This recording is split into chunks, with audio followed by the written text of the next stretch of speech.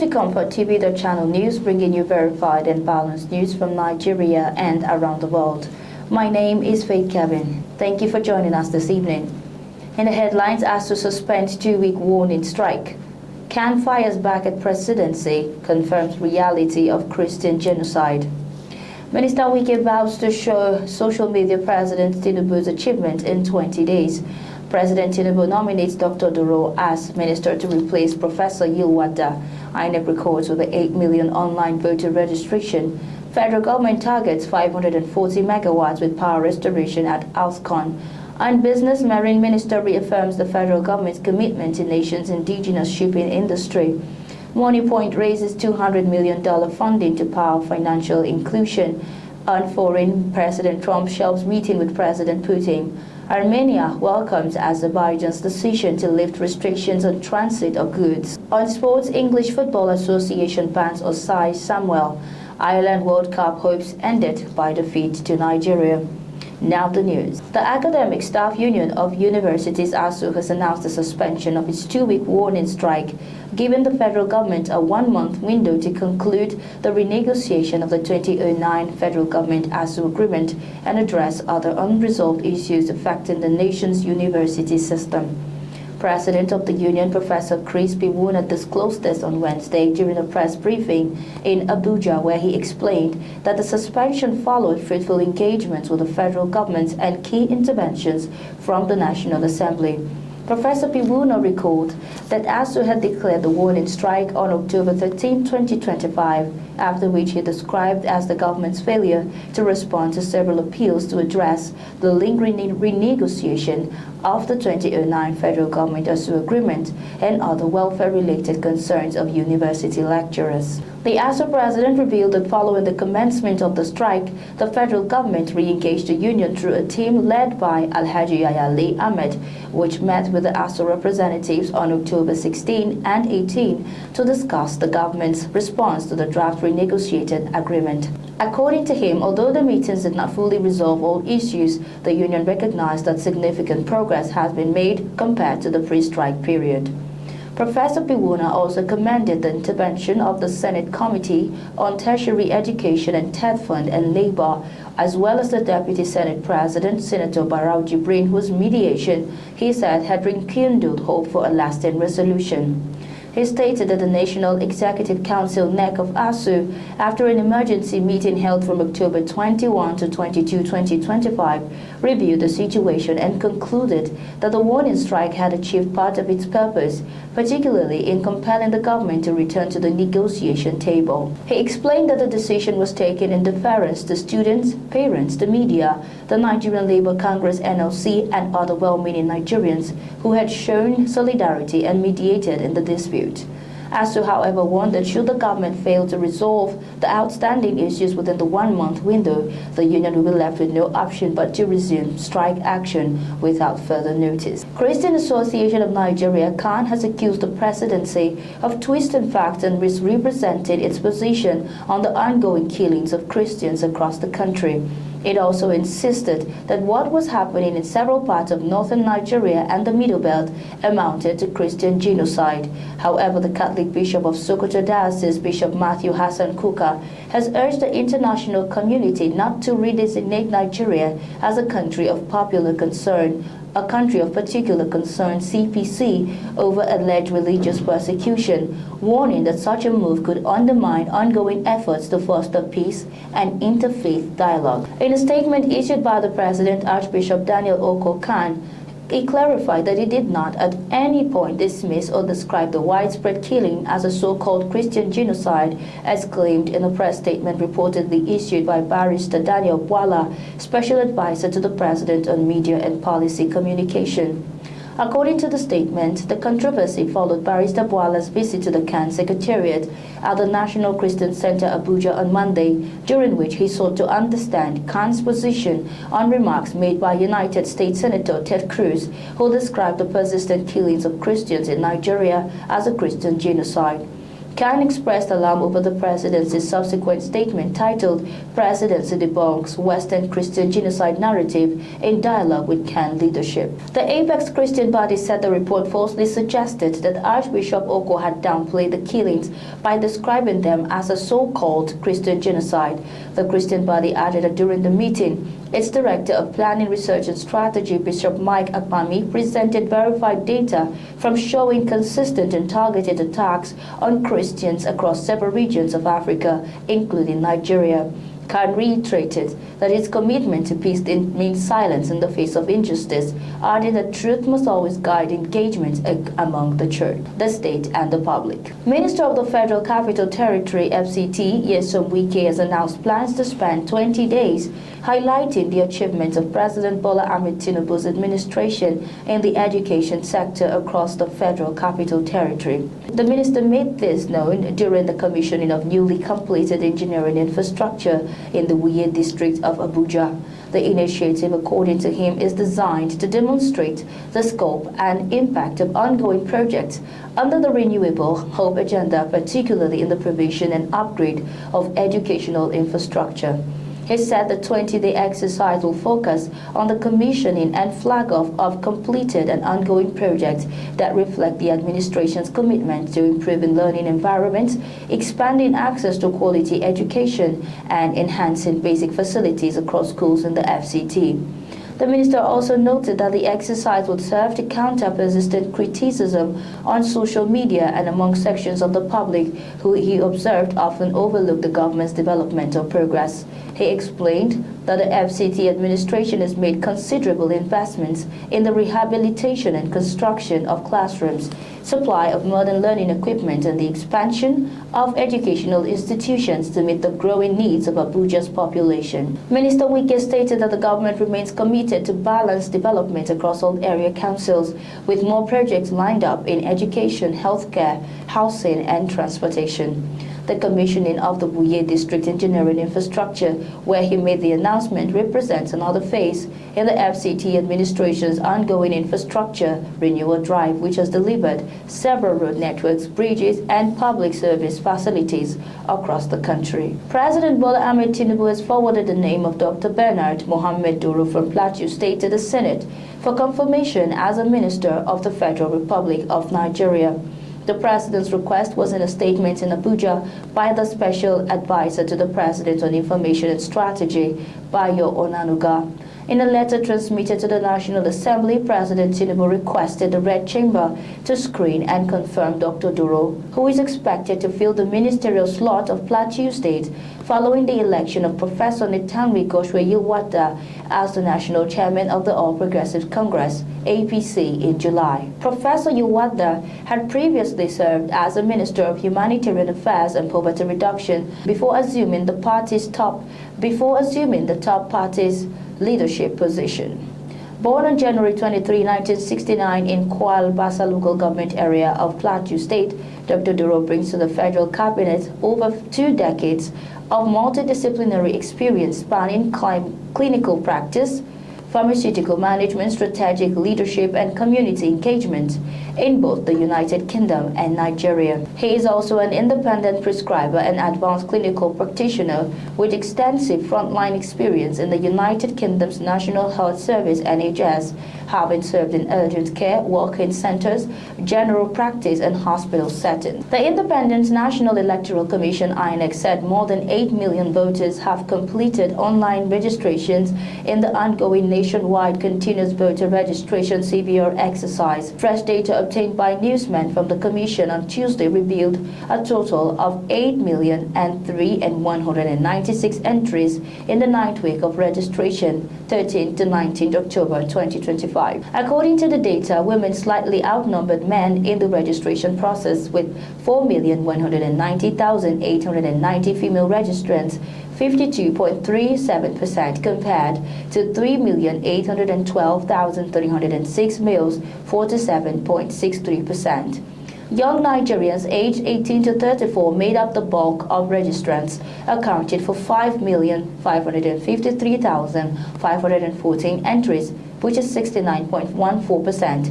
Middle-aged citizens between 35 to 49 years followed with over 1 million, 20.97%, while those aged 50 to 69 contributed 704,866, which is 8.81%. Meanwhile, the exercise remains suspended in Anambra State in accordance with Section 9, Subsection 6 of the Electoral Act 2022, pending the conclusion of the November 8 governorship election. INEC also reported that over 1 million Nigerians have completed both the online pre-registration and physical biometric capture.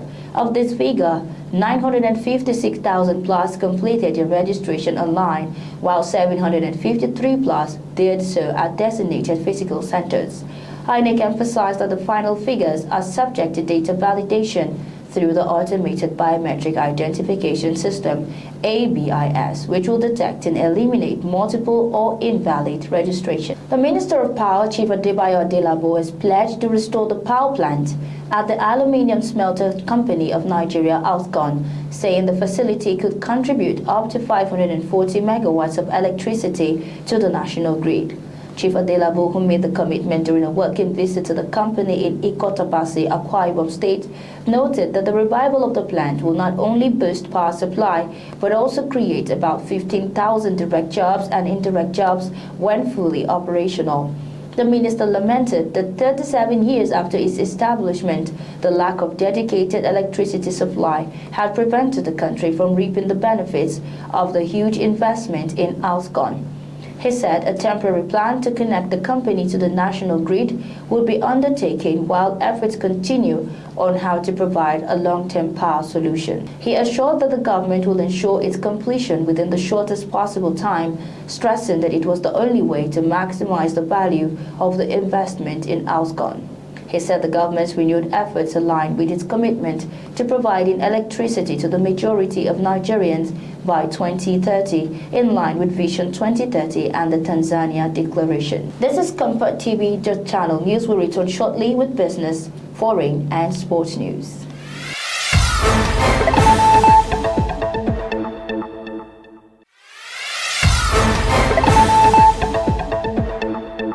Many thanks for staying tuned. On business news, the Minister of Marine and Blue Economy, Mr. Adeboyega Oyetola, has reaffirmed the federal government's commitment to strengthening Nigeria's indigenous shipping industry. The minister gave the assurance when he received a delegation from the Nigerian Maritime Exhibition and Conference Planning Committee in his office in Abuja. The team visited the minister to seek the ministry's support for NIMAREX 2025, scheduled to take place in Lagos from November 17 to 19.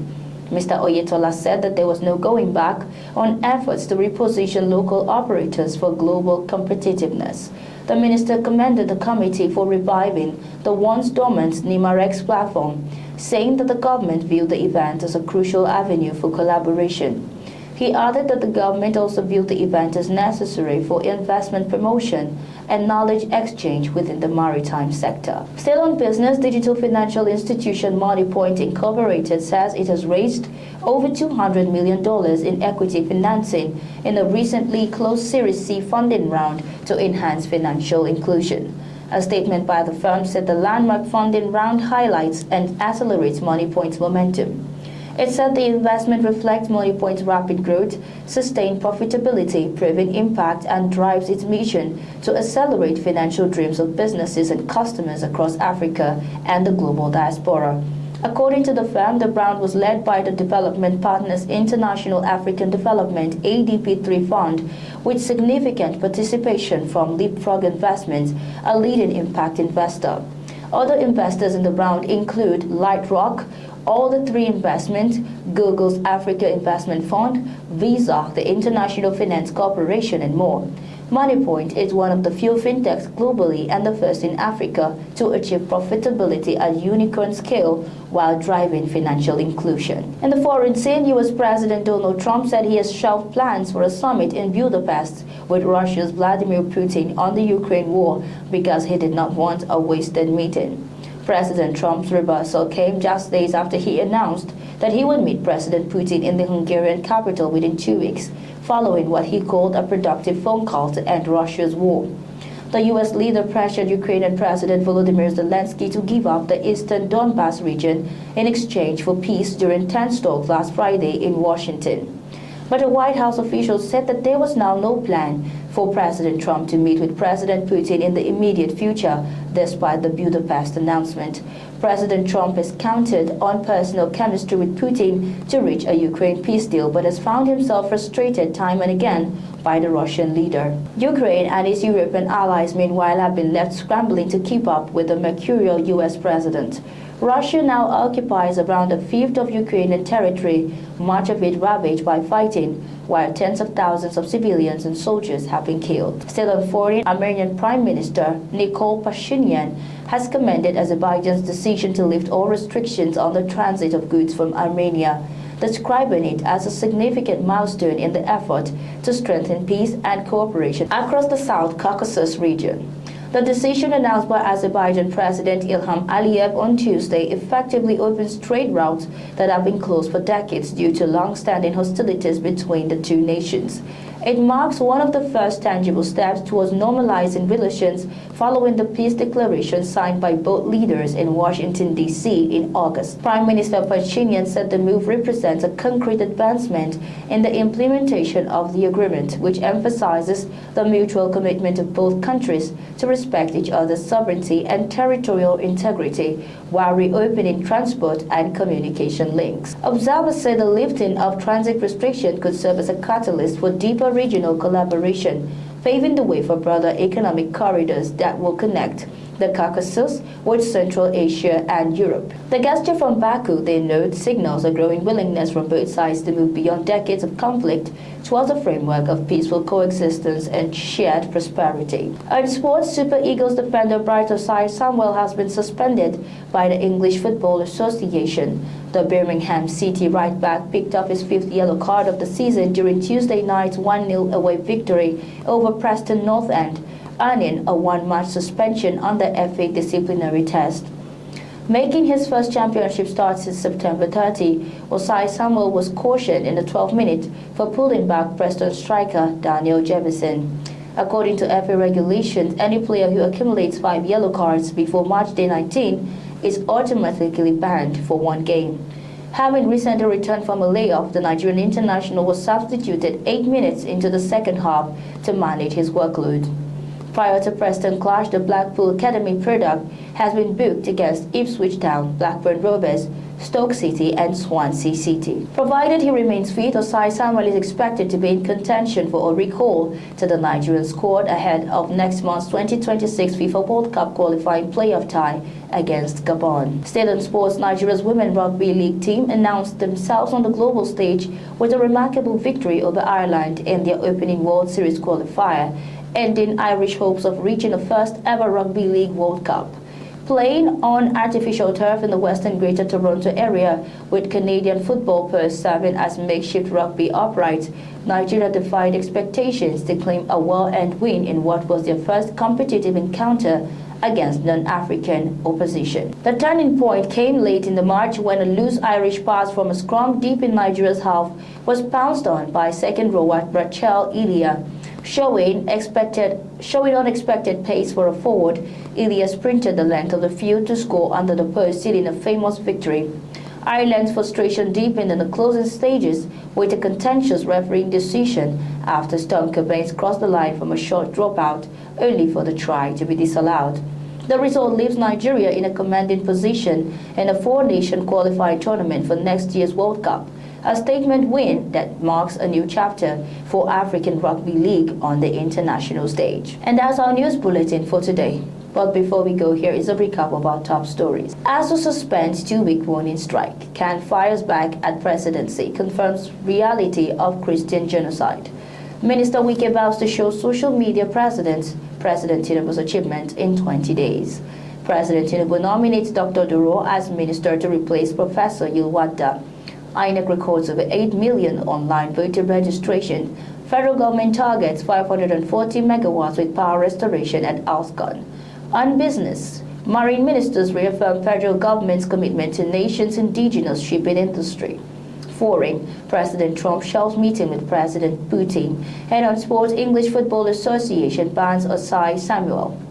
Thanks for watching. For breaking news, exclusive interviews and more, follow us online at ComfortTV.channel on all platforms. Remember to like and share our videos, subscribe to our channel, and click on the notification bell so you don't miss out on any updates. My name is Faith Kevin. Until next time, stay informed, stay connected.